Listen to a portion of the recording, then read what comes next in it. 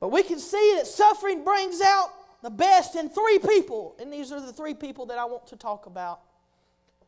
This is seen in the life of three young men.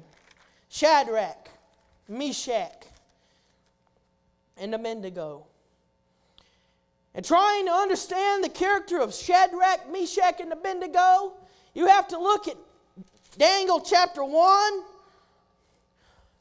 verse number 7 and 8. Unto whom the prince of the eunuchs gave names. For he gave unto Daniel the name of Belshazzar, and to Hananiah of Shadrach, and to Mishael of Meshach, and to Azariah of Abednego. Verse number 8, listen to this. But Daniel purposed in his heart that he would not defile himself with the portion of the king's meat, nor with the wine which he drank. Therefore he requested of the prince of the eunuchs that he might not defile himself. Listen.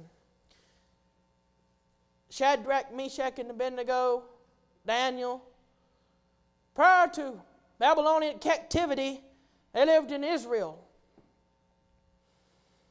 And when Jehoiakim was king, they were young. I'd say probably around 15, 16, 17 years old. And then Nebuchadnezzar comes in and burns down the temple, takes the Israelites captive, just as the prophets had said. And they were carried into a foreign land with a dictator by the name of Nebuchadnezzar. And the smartest of the young men were taken to the academy in Babylon. And they were taught the ways of the Babylonians. And they were given new names. Daniel was given the name Belshazzar,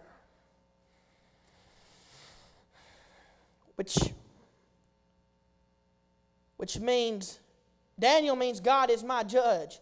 But Belshazzar means Baal will protect. Hananiah, God is gracious. His name was changed to Shadrach, which means inspiration of the sun. Mishael means God is without equal. His name was changed to Meshach, belonging to Aku. And Azariah, which in the Jewish means the Lord is my helper. And it was changed to Abednego, which means servant of Nego. So they tried to change these young men who believed in Jehovah, who believed in the Most High God. And they tried to change their philosophies to that of the Babylonians, to that of their gods. But praise be to God that Daniel, Shadrach, Meshach, and Abednego would not defile themselves over the portion of the king's meat, nor would they drink the wine. I think that's a strong biblical argument for Christians that they shouldn't drink.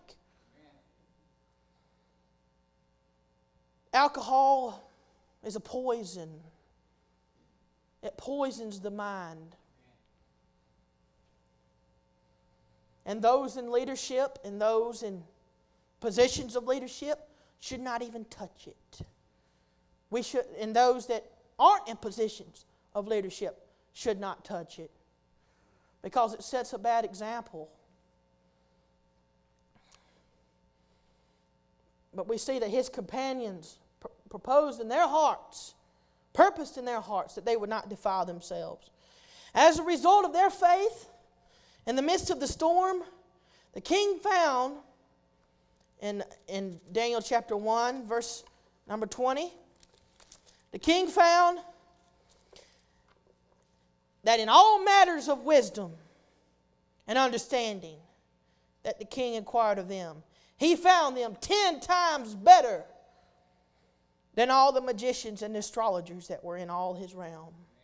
When you do what God tells you to do, and you listen to the Holy Spirit, then you're going to be 10 times better than the world.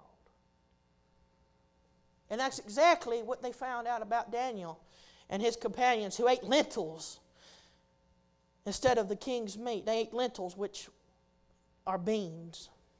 And they ate them every day for a period of time, for 10 days, and they saw that their countenance appeared better. And the king saw this, and he honored Daniel, Shadrach, Meshach, and Abednego. He gave them provinces in the land of Babylon. He set them up to positions of leadership. When we're doing the will of God, even the heathen will take notice. And that's what we need to do as Christians. We need to set such an example, whether we're in our jobs or in our schools, that the lost will come up and say, what is it that makes you so happy? What is it that brings a smile on your face when everything seems to be going downhill?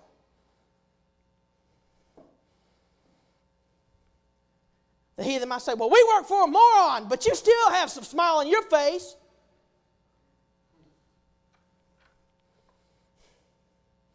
They say, well,